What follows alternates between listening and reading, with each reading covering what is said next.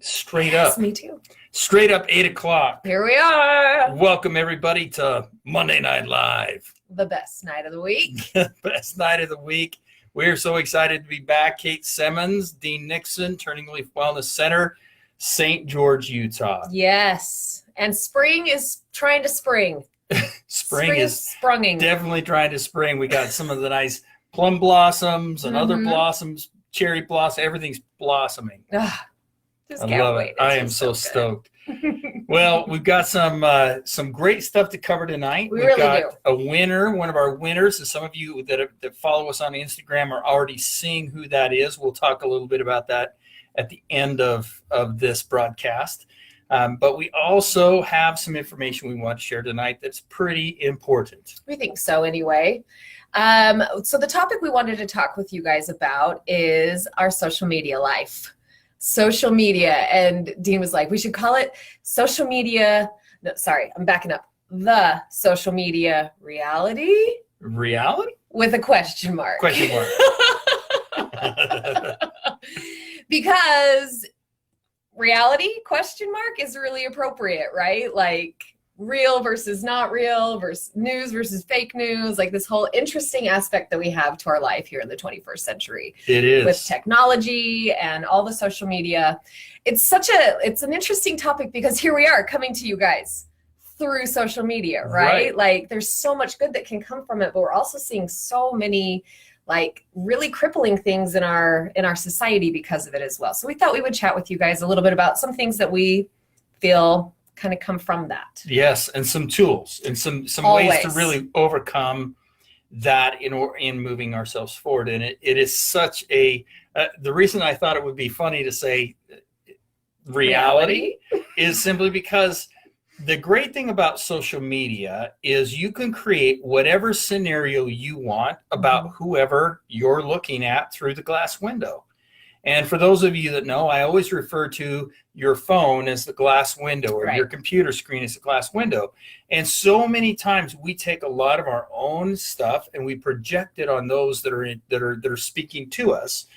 And so we create this alternate reality, and that in and of itself can become very, very addictive. I remember as a young man, the game that they used to talk about called Telephone. Oh, yeah. Do you remember that? Oh, yeah. I've totally played it. Tons. So the whisper game, right? The whisper game, Telephone.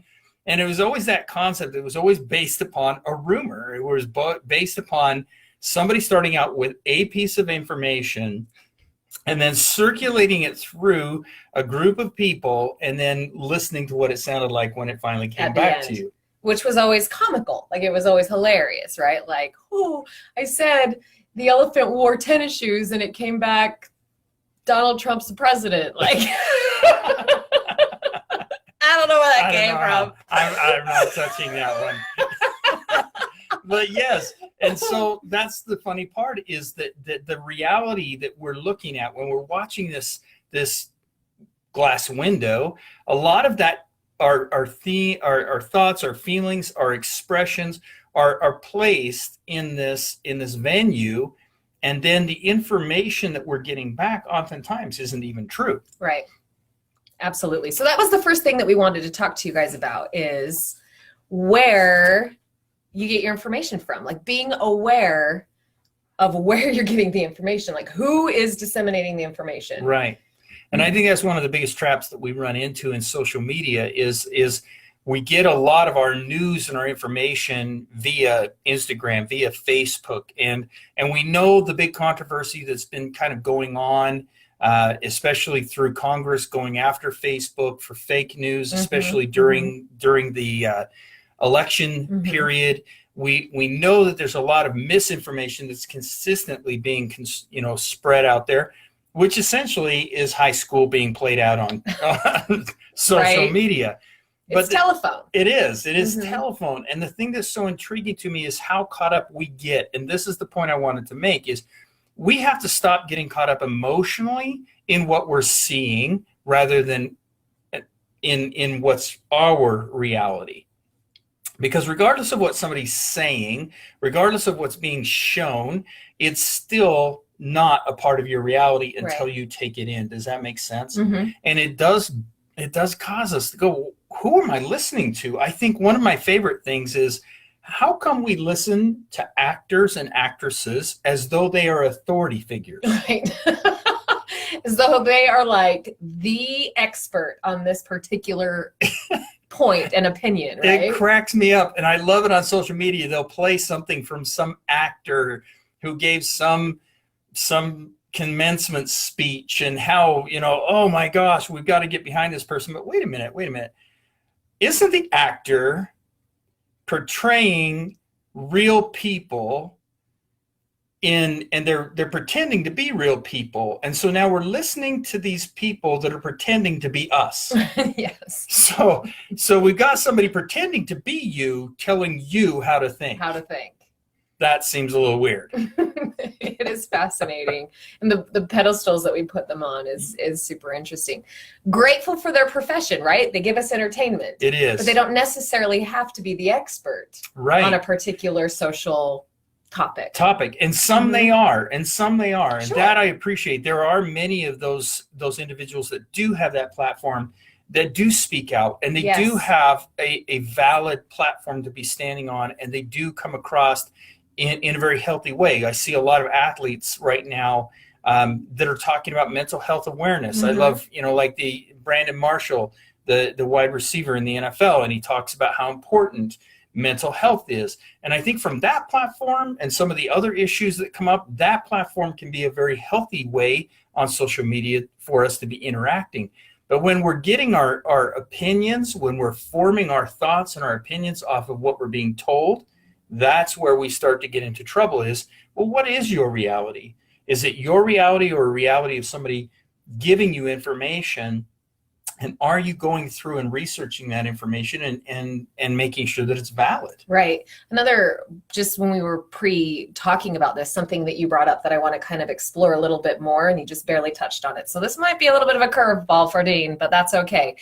I feel like a piece of this is to be able to check our own moral and valuistic compass, right? Correct. Yes. Can maybe you talk a little bit about how bringing that aspect into this whole, how you get your information? Yes. I think one of the biggest concerns that I run into in life, and we were actually talking a little bit about it in the family support group tonight. Shameless plug for the family support group. Yes, 6 o'clock here at Turning Leaf, 6 to 7:30. But the thing that's intriguing to me is that the moral compass of the world is starting to become a majority rules. So that it's starting to become what the majority says is true, rather than what the individual feels is true to them. Time out. Can I stop you? And the interesting piece is the majority rules may not even be the majority, right? It's just what we're hearing from all of the sources that we're seeing through the glass windows, right? The majority of who holds the platform. The platform. Yeah, the platform that they're speaking from. So if we get a large percentage of people on social media that are speaking to a specific topic, we start to believe that becomes the moral compass of the whole world. And it does become the majority rules concept. But what's important, and what I try to explain to parents so much, because I have so many parents and so many family members, parents of grown children, parents of young children, spouses, husbands, wives, employers, that are coming to me consistently going, I don't know how to handle this situation because I'm getting so much information that I'm not handling it correctly. But yet the individuals are handling it in a healthy way, but because there's all this misinformation out there, they don't know if they're truly handling things, and they stop trusting themselves. The key is we have to start to trust our moral compass and start to trust what we believe, because the moral compass of the majority, I'd say about 99.9% of the world's moral compass is pretty set in good, but we do have that 0.1% that do struggle. Well, yeah, and then they have an agenda. Yeah, absolutely. So I think another interesting piece that comes with this idea of, really check where and who you're getting your information from. Because I meet so many people that are like, oh, I'm just so bogged down with all of the negativity, or the, kind of keeping up with the Joneses, like thought process, right? Like, oh, they're always going on cruises. I never get to go on a cruise. Like, my life is sucky. The funny part is we have all the power over what we see. Right. through all of our different social medias. Like I have some dear friends and loved ones of mine that I don't follow on social media because I don't particularly feel good when I see their feeds. So still love you. We're still friends, but I can like unfollow or hide or whatever. So then it's not constantly in my face. Right. And I think more importantly is that we're more getting caught up in what we're seeing than what is, again, the reality. Mm-hmm. And that's where it's so important for us to stop interacting with people through the glass window and start interacting with people face to face. Yes. Because this is what I'm finding there's a lot of people that are coming in that I'm working with that if you look at their glass window feed, their life is on top. Their life is on point. The kids will say it's on fire. Oh, I'm just not that cool, I guess. But I thought I was good with on point. I don't know. But the reality is they come in but they're struggling with their families. They're struggling with the economics. They're struggling with all these different things. But we're not sharing that. We're not talking about that because the glass window. And a lot of times the reason we don't is because people don't want to hear that on the glass window. But if I turn to my neighbor and start to have a conversation, if I can start to talk to people and spend time in my community, I start to see what the reality is that there are people just like me. Mm-hmm. Not only that, to this point as well, is that I can also, when I'm getting that ominous feeling of, the world is coming to an end because it's an election year and all of the ads are driving me to believe that the world is horrible, mm-hmm. I can actually get involved in my community and see how amazing it is. We really have amazing communities. Yeah. I see so many things going on in the communities as I travel that are just absolutely spectacular. People doing a lot of things to bring their communities together, to solve community problems, to solve community issues.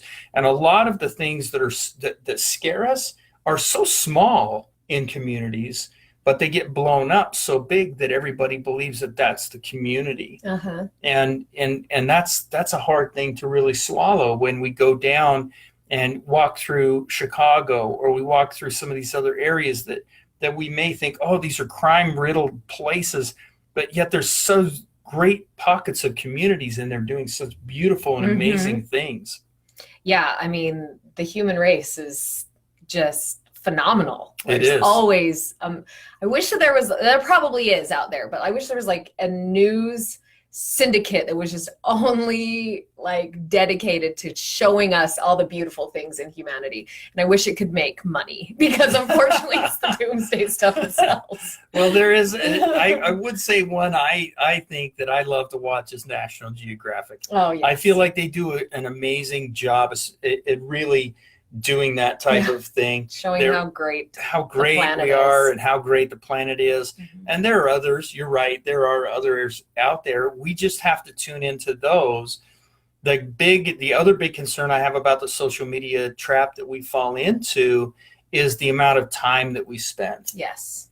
And they have these great apps now on a lot of phones that will tell you what your screen time is. Oh, I hate it. Every Sunday it tells me how much time I've spent on my phone. What are you averaging? Don't ask. Okay, I won't ask. But it is getting better. I always say that in our coaching sessions too, but I'm getting better.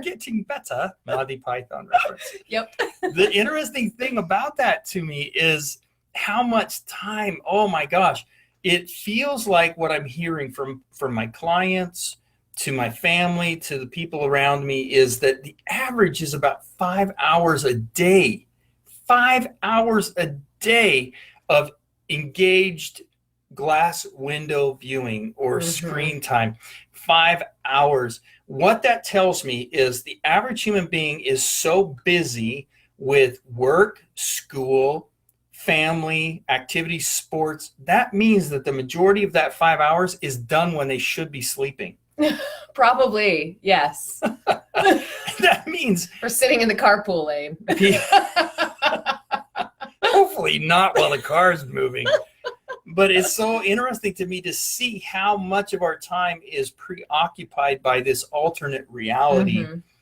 And this leads me to the point that I really wanted to get to is I was asked tonight in the support group about anxiety tonight. and I'm seeing that the glass window, the social media screens and traps are really leading to a high level of anxiety in our loved ones every day. And so if we could figure out how to limit the amount of screen time by the ability to find another way to send our focus. Now it's easier. It's easier. The reason why you love this glass screen so much is it's low risk. Yes, it's true. It's low risk. You can just comment on something, but you don't have to talk to them, right? You can just say, oh, your baby's cute, but I don't want to talk to you about it, right? Or you can say, even there are those out there that say mean things. They can just type in something mean and they don't have to be accountable for it, and they can delete the feed and, and all of those things. And it's safe. It's so safe for us to hide behind it and interact with the world because we don't want to engage. But the concern I have is that we're limiting our perspective. We are limiting our perspective. The more we limit our perspective, the more we fear. And the more we fear, the more anxiety grows. Will you say that one more time? When we limit our perspective, then we create more fear, the fear of the unknown, because that's what we fear is the unknown. Right. And so the more fear that I create of the unknown, the higher my anxiety goes. I like that a lot. And so where a lot of people in our world that are struggling so deeply from these anxiety issues, it's simply because our perspective is becoming more and more narrowed, and our focus is on this glass window, or whether it be our computer monitor, our phone screen, et cetera, even a television screen time. All of these things are limiting our exposure, and by doing that to reality, we're being fed or given specific things to look at or think about or feel a certain way. It's safer because I don't have to emotionally invest, but the whole time what's growing? Fear and anxiety of the world. And I have so many people, they just say, I don't want to interact with people. I don't want to talk to people. I don't want to. And that, like, don't call me, text me. Text me. Don't call me, text me. I don't want to answer the phone. I don't want to talk on the phone. It's like, why? It's a human being, right? Yeah. And so we've got to learn to engage in our world. The less we engage, the more scared we become. I love it. So let's just recap real quick. So how do we overcome the social media reality? Check where you're getting your information from. Filter that feed out. Like, figure out the sources that are gonna be in alignment with your compass, right? Like, and it's I don't feel like it's a bad thing to be like, and unfollow that. I don't want to see that anymore. You know, like, there's so many things that can come up in a feed. There's so much, things that are inappropriate content or things that can create our mind thinking about other things. The other thing is check your sources before you get upset. Yes. People get really, really, really riled over something that may not even be a fact that somebody just said. So be careful what you're glomming onto. And then the next one that we brought up is to be able to, like, focus on our community and not on our screen. Right. Engage, people. Engage. Talk to another human being. Go out and engage in your community. Go out and see how amazing it is out there. But not only engage and see how amazing it is out there, but also see how real it is out there, that you're not alone. A lot of people, they just sit on their phones because, like, my kids are cranky. They're yelling at me. They all slam their doors and gone in their rooms. Nobody wants to talk to me. So I get on my glass screen and I feel alone in the world. But the reality, come to the support group on Monday night. You'll see you're not alone. There's so many sources out there where you can feel included and inclusive. And that was the next one. Engage with others. Yep. Be a part of this human experience. Yes. And we have to do that by leading by example. If I want the people in my life to respond, I have to put my phone down. Yes. I have to turn the TV off. I have to close my computer screen. I've got to be able to do that stuff myself. And I've got to lead by example and engage with people. Yeah, I love that any good like movement, and this would take a movement really, is it starts with you, right? It does. You got to take the first step. Yes. And in the next few years, I will tell you, in the next few years, this is going to increasingly become more of a relevant issue. It's become more and more of a relevant topic. So please keep in mind that if you jump on these things, you'll be ahead of the curve. Mm-hmm. And I do, because I'm an optimist, I feel like because the pendulum has gone like crazy that way, that we are starting to see a whoa, time out. Yeah. Want to get in with real people now. Yes. And the more we do, the better. Absolutely. Well, let's talk about our winner real quick. Okay, let's talk about it. So we did our Instagram drawing. We were giving a seat away +1. So 2 seats in the level 1 coming up. You did amazing. Everybody tagging somebody on Instagram. Thank you, everybody, for doing that. We had such a great response on it. So many people participated. We had one participant who had so many. It was so awesome. That is so great. So our winner is Shauna Marshall. Yes. Congratulations, Shauna Marshall. We look forward to seeing you at the level 1 seminar coming up in just about 3 weeks, I believe it is. Yes, it's pretty soon. 3 to 4 weeks. Super excited. Got a level 2 coming up next week for those of you that are in need of a level 2 seminar. So Kate's favorite seminar.